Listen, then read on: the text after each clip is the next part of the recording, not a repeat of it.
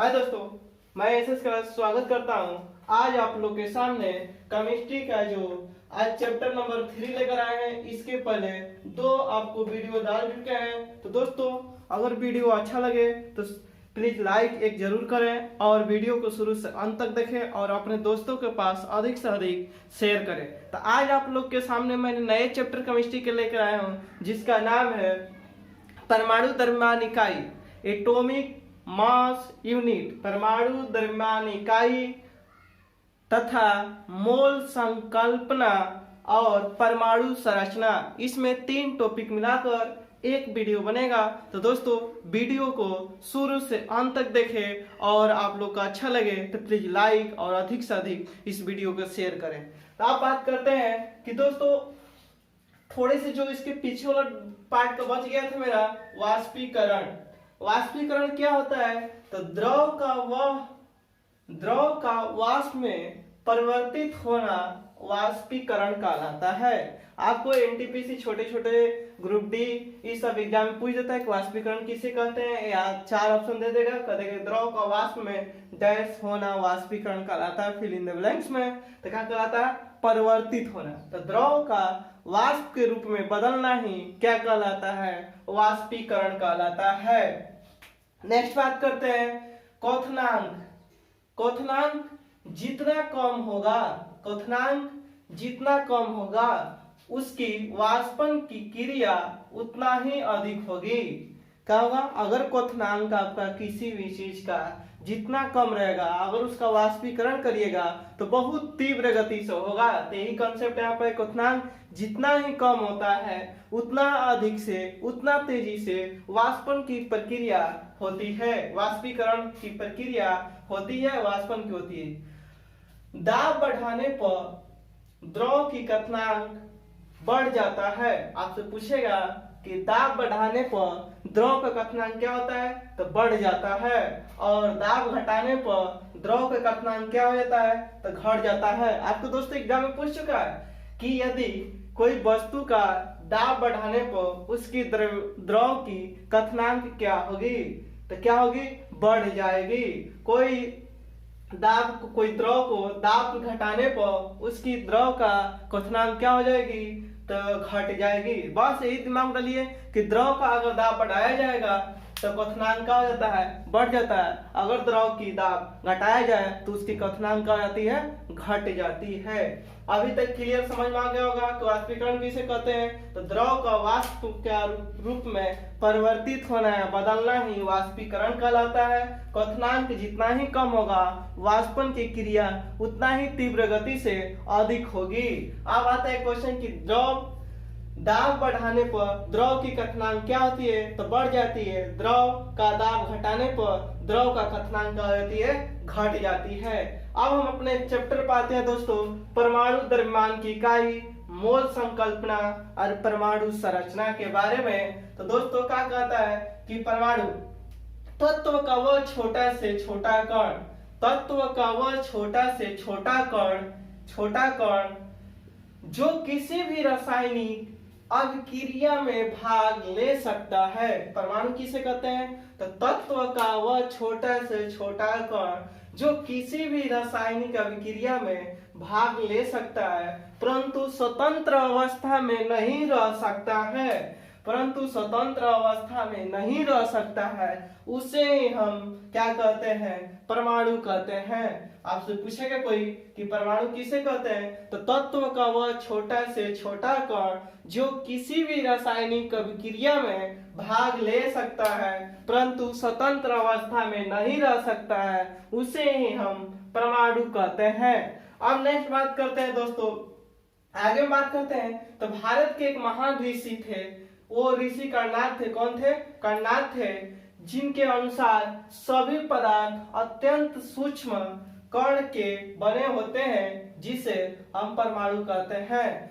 मतलब George Dalton ने परमाणु की जो संरचना बताया था, उसके पहले भारत के कौन थे? ये क्वेश्चन आपको बहुत बार पूछ चुका है कि वो कौन भारतीय थे, कौन ऋषि थे जो कि पहले ही बता चुके थे कि सभी पदार्थ अत्यंत सूक्ष्म कणों के बने होते हैं, जिसे हम परमाणु कहते हैं। तो भारत के महान ऋषि कौन थे? कर्णाद थे। कर्णाद, इस तरह कर्णाद। कौन थे? कर्नाड। ऐसे भी लिखा रहेगा, ऐसे भी लिखा रहेगा, तो दिमाग में डाल लीजिए कौन थे। सबसे पहले बता दिया था परमाणु के छोटे छोटे कौन से मिलकर बना होता है, तो कर्नाड ऋषि ने बताए थे, और ये कहाँ के थे, तो भारत के थे। नेक्स्ट बात करते हैं दोस्तों परमाणु के बारे में। अच्छी तरह से आप लोग को समझ में आ गया होगा कि परमाणु क्या है, वह तत्व छोटे से छोटे कणों से जो बना हुआ है, जो किसी भी रासायनिक अभिक्रिया में भाग ले सकता है परंतु स्वतंत्र अवस्था में नहीं रह सकता है, उसे हम परमाणु कहते हैं। उसके पहले, इस डिफिनेशन से पहले ही भारत के एक महान ऋषि कर्नाड थे, जिनके अनुसार बताया गया था कि सभी पदार्थ अत्यंत सूक्ष्म कणों से बने होते हैं, जिसे हम परमाणु कहा जाता है, कहते हैं। नेक्स्ट बात करते हैं अणु, मॉलिक्यूल, एटम। अब आते हैं मॉलिक्यूल के बारे में दोस्तों। तो तत्व तथा यौगिक का वह छोटा से छोटा कण, तत्व तथा यौगिक का वह छोटा से छोटा कण, जैसा हाइड्रोजन हो गया H2, CO2 हो गया, ये सब का हो गया ACO2, आपका यौगिक हो गया, H2 का हो गया तत्व। तो तत्व तथा यौगिक का होता है जब दो तत्व मिल जाता है या दो से अधिक मिल जाता है, उसे हम यौगिक कहते हैं। तो अणु तत्व तथा यौगिक का वह छोटा से छोटा कण जो स्वतंत्र अवस्था में तो रह सकता है, स्वतंत्र अवस्था में रह सकता है, उसे हम अणु कहते हैं। तत्व तथा यौगिक का वह छोटा से छोटा कण जो स्वतंत्र अवस्था में रह सकता है, उसे हम अणु कहते हैं। और वो क्या करता है, रासायनिक अभिक्रिया में भाग नहीं लेगा। क्या कहते हैं, अणु किसे कहते हैं? तत्व तथा यौगिक का वह छोटा से छोटा कण जो स्वतंत्र अवस्था में रह सकता है, उसे हम अणु कहते हैं। नेक्स्ट बात करते हैं परमाणु द्रव्यमान इकाई, एटॉमिक मास यूनिट, जिसे हम AMU से इंडिकेट करते हैं। एटॉमिक मास यूनिट, स्मॉल ए से भी AMU लिखा रहेगा, तो समझिएगा। परमाणु द्रव्यमान इकाई, कार्बन के परमाणु द्रव्यमान के 12वें भाग, कौन से? कार्बन के परमाणु द्रव्यमान के 12वें भाग को परमाणु द्रव्यमान इकाई कहलाते हैं या कहते हैं। आपसे पूछेगा परमाणु द्रव्यमान इकाई किसे कहते हैं, तो कार्बन के परमाणु, जितना भी कार्बन के परमाणु होगा उसका 12वें भाग को ही हम कहते हैं परमाणु द्रव्यमान इकाई। 12वें भाग मान लेते हैं कि आपको मान लेते हैं कार्बन की परमाणु संख्या 60 है, तो परमाणु द्रव्यमान इकाई कितने होगी? 5, 12वें भाग का, तो परमाणु द्रव्यमान होगा। तो किसी कहते हैं, तो कार्बन के परमाणु द्रव्यमान के 12वें भाग को परमाणु द्रव्यमान कहलाता है। कार्बन के एक परमाणु का द्रव्यमान कितना होता है? कार्बन के एक परमाणु का द्रव्यमान 1.9924 गुणे 10 के पावर -23 ग्राम होता है। आपसे पूछे एग्जाम में कार्बन के एक परमाणु का द्रव्यमान कितना होता है, तो 1.994 गुणे 10 के पावर 23 1.9924 गुणे 10 के पावर -23 ग्राम होता है, जो किसके बराबर होता है? 12 MU के बराबर होता है। 12 परमाणु द्रव्यमान इकाई के बराबर होता है, जिसे हम एटॉमिक मास यूनिट कहते हैं। तो ये किसके बराबर होता है? 1.9924 गुणे 10 के पावर -23 ग्राम किसके बराबर होता है? तो 12 MU, 12 एटॉमिक मास यूनिट, 12 परमाणु द्रव्यमान इकाई के बराबर कार्बन के एक परमाणु का द्रव्यमान होता है। 1.9924 गुणे 10 के पावर -23 होता है। तो आप क्या करेंगे, जब इतना होता है तो निकाल देंगे कि 1 MU बराबर कितना होता है। तो एक परमाणु द्रव्यमान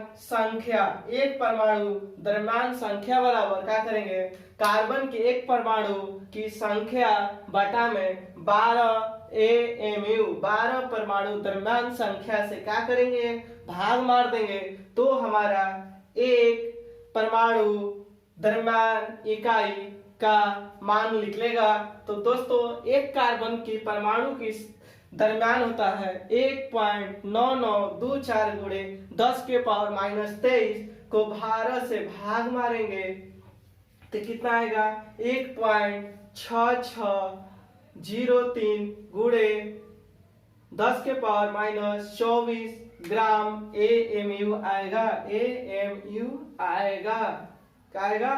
AMU आएगा।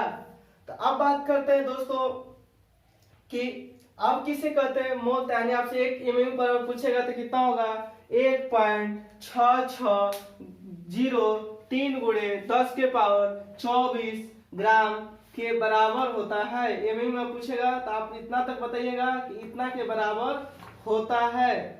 आपसे एग्जाम में पूछ चुका है कि कितने के बराबर होगा, तो एमयू बराबर इतना के बराबर होगा। तो दोस्तों इसको याद करके रखेंगे, ग्राम में है, ठीक है, किसमें? ग्राम में 1.660 गुणे 10 के पावर 23 ग्राम के बराबर होगा। अब नेक्स्ट बात करते हैं कि मोल किसे कहते हैं। तो मोल किसी पदार्थ का परिमाण होता है। मोल क्या होता है? किसी पदार्थ का परिमाण होता है जिससे कणी की संख्या उतना ही होती है, जिसमें कणी की संख्या उतना ही होती है जितने परमाणु कार्बन C12, परमाणु कार्बन 12 के समस्थानिक यानी 12 ग्राम में जितनी होती है उतना ही मोल कहलाती है। मोल किसे कहते हैं? जिसमें कणों की संख्या उतना ही होती है। मोल संख्या किसे कहते हैं आपसे पूछेगा, तो मोल किसी पदार्थ का परिमाण है। मोल क्या है? किसी भी पदार्थ का परिमाण होता है जिसमें कणों की संख्या उतना ही होती है जितने परमाणु कार्बन के 12 समस्थानिक के 12 ग्राम में होती है। नेक्स्ट बात करते हैं एक मोल पदार्थ क्या होता है। तो 1 ग्राम परमाणु द्रव्यमान में 1 ग्राम का होता है, 1 मोल पदार्थ बराबर होता है 1 ग्राम परमाणु द्रव्यमान। 1 मोल पदार्थ बराबर होता है 1 ग्राम अणु द्रव्यमान। 1 मोल पदार्थ बराबर पूछेगा तो 1 ग्राम परमाणु द्रव्यमान। इसके नीचे में लिखा गया है कि 1 ग्राम अणु द्रव्यमान और 1 ग्राम आयतन द्रव्यमान और 6.022 गुणे 10 के पावर 23 कण भी होता है। तो यानी आपसे पूछेगा 1 मोल पदार्थ बराबर किसके ऑप्शन दे देगा, तो 1 ग्राम परमाणु द्रव्यमान के बराबर भी होता है। 1 मोल पदार्थ बराबर 1 ग्राम अणु द्रव्यमान के बराबर होता है और 1 मोल पदार्थ बराबर 1 ग्राम आयतन द्रव्यमान भी होता है और 1 मोल पदार्थ बराबर 6.022 गुणे 10 के पावर 23 कण के भी बराबर होता है। मोल का जो होता है यूनिट लिखते हैं किसमें? कण के रूप में लिखते हैं। अब बात करते हैं, जैसे आपसे एग्जांपल पूछ देगा 1 मोल सोडियम बराबर क्या होता है। तो सोडियम का जो परमाणु द्रव्यमान क्या होता है 23 होता है, 23 ग्राम होता है। तो इसमें क्या करेंगे 6 किसके बराबर हो जाएगा 1 मोल सोडियम बराबर 6.022 गुणे 10 के पावर 23 सोडियम परमाणु हो जाएगा। 1 मोल कार्बन डाइऑक्साइड, तो कार्बन के कितना होता है 12 होता है। एक कार्बन की परमाणु संख्या 12 होता है और एक ऑक्सीजन की एक कार्बन की परमाणु द्रव्यमान होता है 12 और एक ऑक्सीजन का परमाणु द्रव्यमान होता है 16। तो आपकी 2 ऑक्सीजन और 1 कार्बन से मिला हुआ है तो 16 दूनी 32 और 12 जोड़ेंगे 44। तो कितना होगा कार्बन डाइऑक्साइड की परमाणु द्रव्यमान 44 ग्राम होगा। अब 44 ग्राम कार्बन डाइऑक्साइड हो गया तो एक का परमाणु अणु कितना होता है 1 मोल बराबर 6.022 गुणे 10 के पावर 23। इसमें क्या करेंगे कार्बन डाइऑक्साइड के अणु लिख देंगे। अब 1 मोल बराबर आपसे पूछेगा दोस्तों कि कितना होता है 1 मोल बराबर 6.00 1 मोल बराबर 6.022 गुणे 10 के पावर 23 होता है। 1 मोल बराबर कितना होता है तो 6.022 गुणे 10 के पावर 23 होता है। अब बात करते हैं अवगाद्रो संख्या। तो कार्बन के 12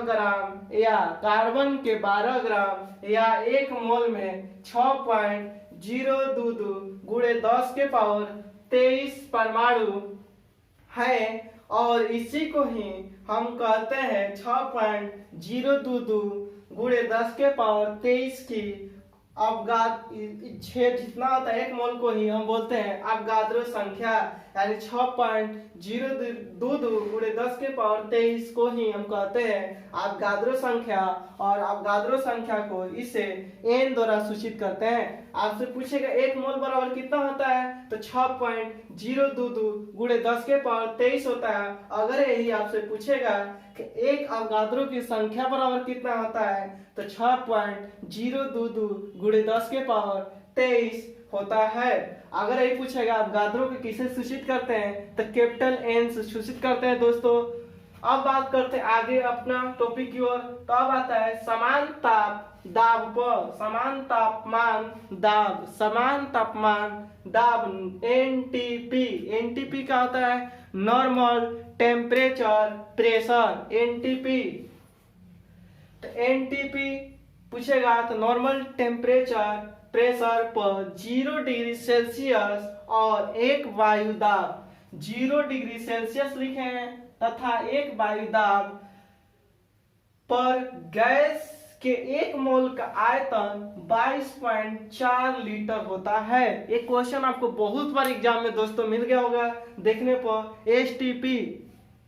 एसटीपी स्टैंडर्ड टेम्परेचर प्रेशर या एनटीपी नॉर्मल टेम्परेचर प्रेशर।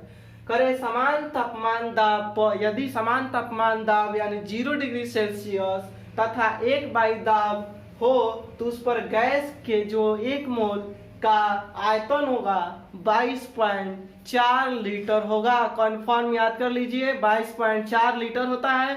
1 मोल बराबर 6.022 गुणे 10 के पावर 23 होता है। एक अवगाद्रो की संख्या बराबर 6.022 गुणे 10 के पावर 23 होता है। एक एमयू बराबर होता है 1.6603 गुणे 10 के पावर -24 ग्राम पर एमयू होता है। और यही पूछेगा एक परमाणु का दरम्यान कितना कार्बन, एक परमाणु कार्बन का दरम्यान 1.9924 गुणे 10 के पावर -23 ग्राम होता है। नेक्स्ट बात करते हैं दोस्तों कि परमाणु सिद्धांत का प्रतिपादन किसने किया था, तो 1809 ईस्वी में। कब किया गया था, 1809 ईस्वी में। थोड़ा सा फैक्ट याद करते चलिएगा कि परमाणु सिद्धांत का प्रतिपादन 1809 ईस्वी में सर्वप्रथम किसने किया था, तो जॉन डाल्टन ने किया था। किसने, जॉन डाल्टन ने किया। आपसे पूछेगा परमाणु सिद्धांत का प्रतिपादन किसने किया था,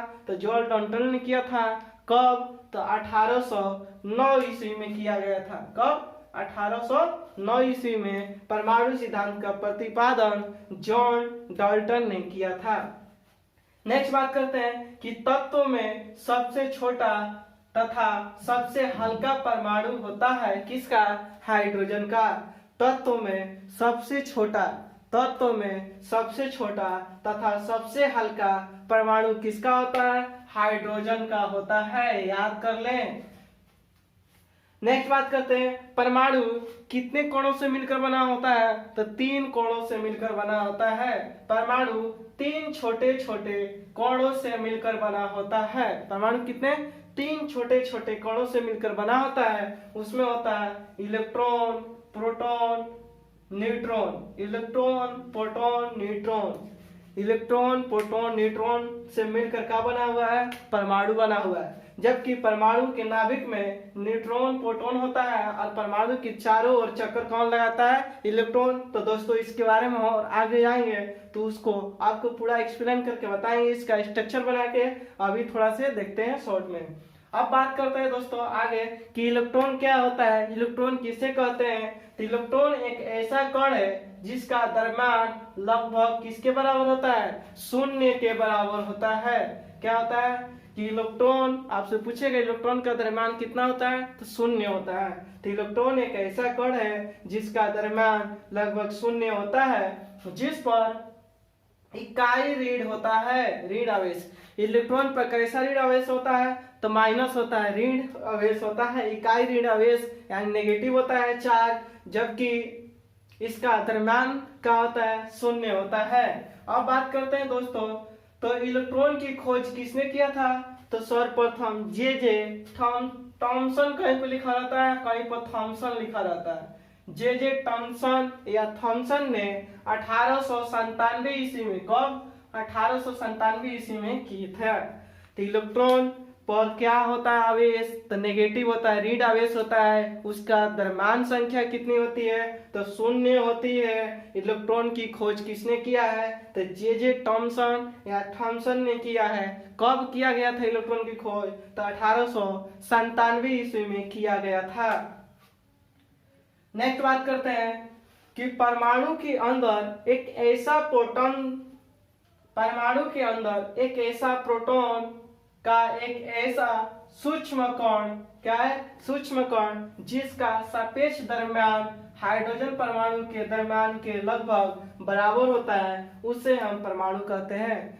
सॉरी, उसे ही हम क्या कहते हैं, आपको कहते हैं प्रोटॉन कहते हैं। प्रोटॉन किसे कहते हैं, तो परमाणु के अंदर एक प्रोटीन, एक ऐसा सूक्ष्म कण, प्रोटॉन, परमाणु के अंदर एक प्रोटॉन ऐसा सूक्ष्म कण है जिसका सापेक्ष द्रव्यमान हाइड्रोजन परमाणु के द्रव्यमान के लगभग बराबर होता है, उसे हम प्रोटॉन कहते हैं। मतलब प्रोटॉन किसे कहते हैं, जब हाइड्रोजन परमाणु के द्रव्यमान से इसकी तुलना किया जाता है, लगभग बराबर होता है, उसे ही हम क्या कहते हैं, प्रोटॉन कहते हैं। अब बात करते हैं दोस्तों कि प्रोटॉन पर कैसा आवेश होता है, तो धन आवेश होता है। प्रोटॉन पर कैसा आवेश होता है, प्लस होता है, धन आवेश होता है।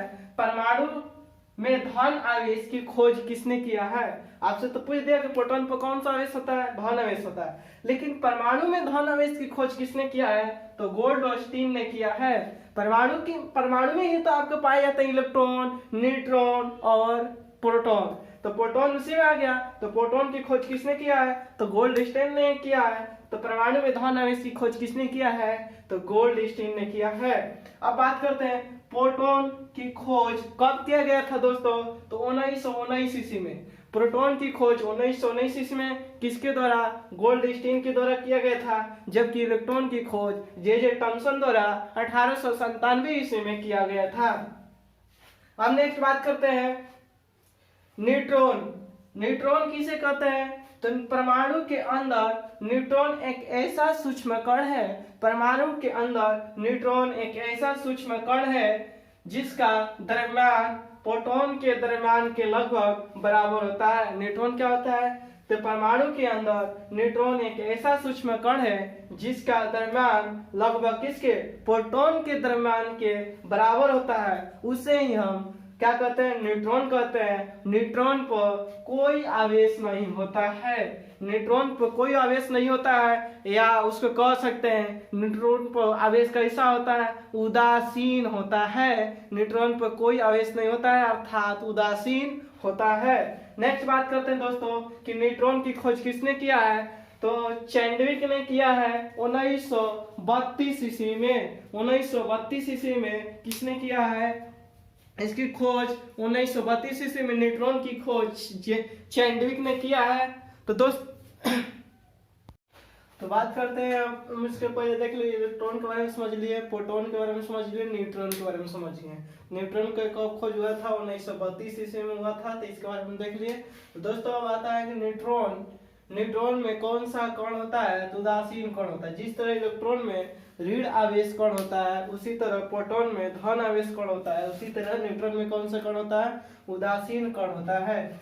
नेक्स्ट बात करते हैं दोस्तों कि इलेक्ट्रॉन का आवेश, आपसे पूछता है एग्जाम में कि इलेक्ट्रॉन का आवेश कितना होता है, -1.6 गुणे 10 के पावर -19 कूलम होता है। तो आपसे पूछेगा एक इलेक्ट्रॉन का आवेश कितना होता है, तो -1.6 गुणे 10 के पावर -19 कूलम होता है। प्रोटॉन का आवेश कितना होता है, तो जो इलेक्ट्रॉन का आवेश होता है उतना ही होता है, बशर्ते एक चीज ध्यान में देना है कि इलेक्ट्रॉन का होता है नेगेटिव होता है, तो इसलिए उसके पहले माइनस लगा देंगे। जबकि प्रोटॉन का होता है पॉजिटिव होता है, तो उसके पहले प्लस रखा रहेगा। तो लेकिन प्लस का हम क्या करते हैं, इंडिकेशन नहीं करते हैं।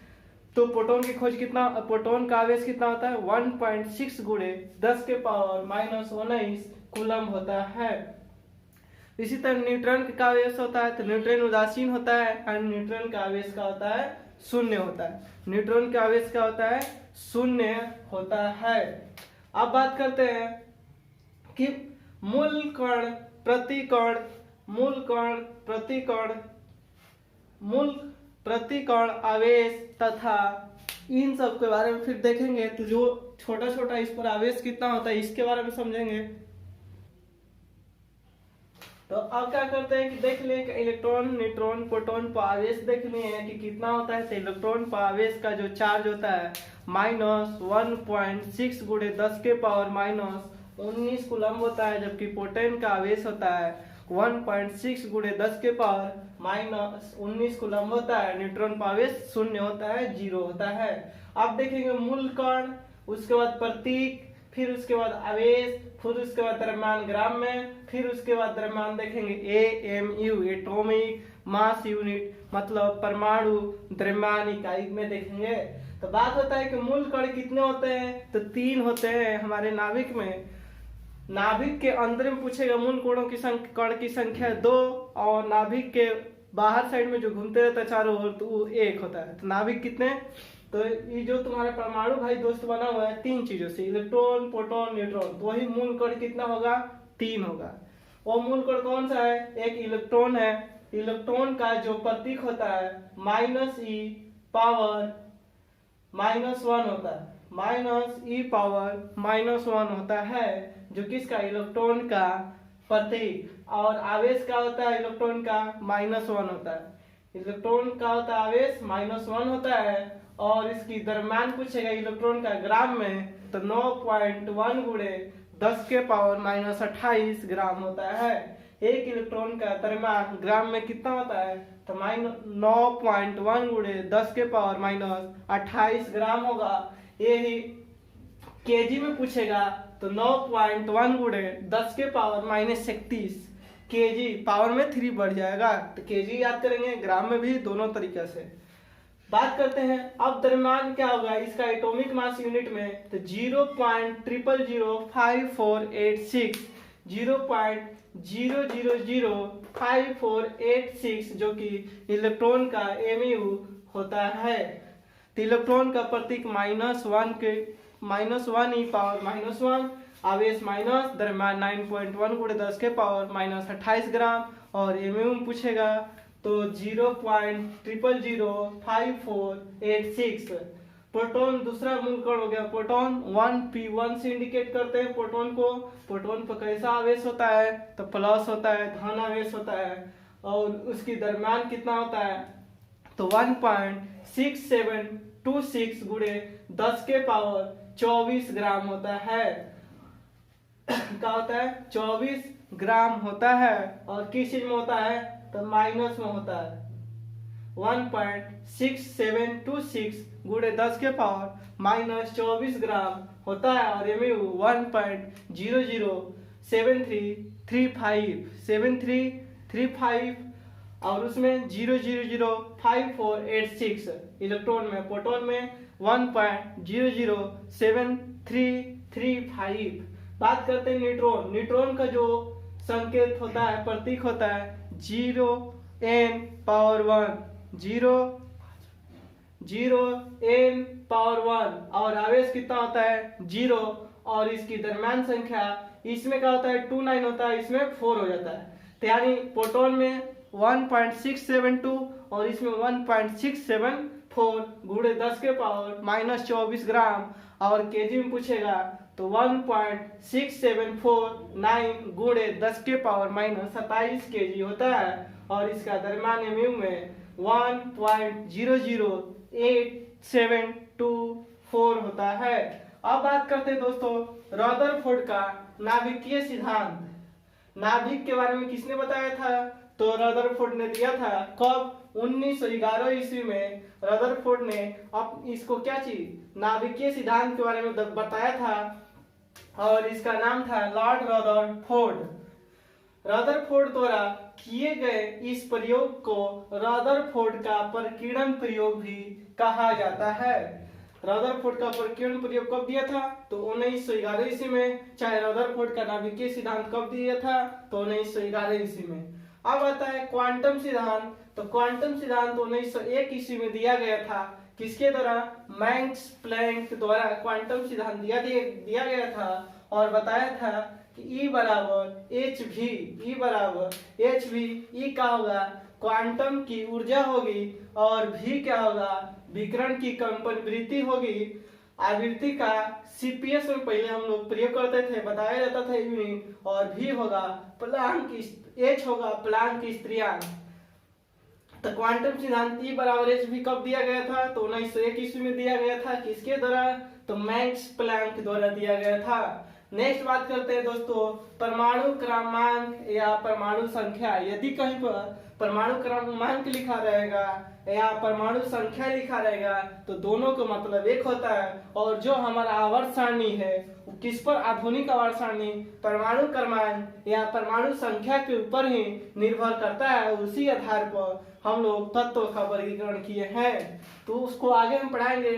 अब बात आता है कि परमाणु क्रमांक और परमाणु संख्या क्या होता है। तो किसी तत्व के परमाणु के नाभिक में, किसमें, किसी तत्व के परमाणु के नाभिक में उपस्थित प्रोटॉनों की संख्या ही क्या कहलाता है, परमाणु क्रमांक कहलाता है। यानी आप कह सकते हैं अर्थात कि प्रोटॉन की संख्या ही परमाणु क्रमांक कहलाता है, या किसी तत्व के परमाणु के नाभिक में उपस्थित प्रोटॉन की संख्या परमाणु क्रमांक कहलाती है। अब बात आता है कि परमाणु क्रमांक या परमाणु संख्या को किससे सूचित किया जाता है, तो जेड से सूचित किया जाता है। परमाणु संख्या को जेड से सूचित करते हैं। परमाणु क्रमांक या परमाणु संख्या को प्रोटॉन की संख्या ही कहते हैं। तो यानी आपसे पूछेगा कि प्रोटॉन की संख्या 10 है तो परमाणु क्रमांक या परमाणु संख्या क्या होगा, तो 10 ही होगा। नेक्स्ट बात करते हैं परमाणु की संख्या यानी जेड। परमाणु संख्या बराबर होता है प्रोटॉन की संख्या और इलेक्ट्रॉन की संख्या।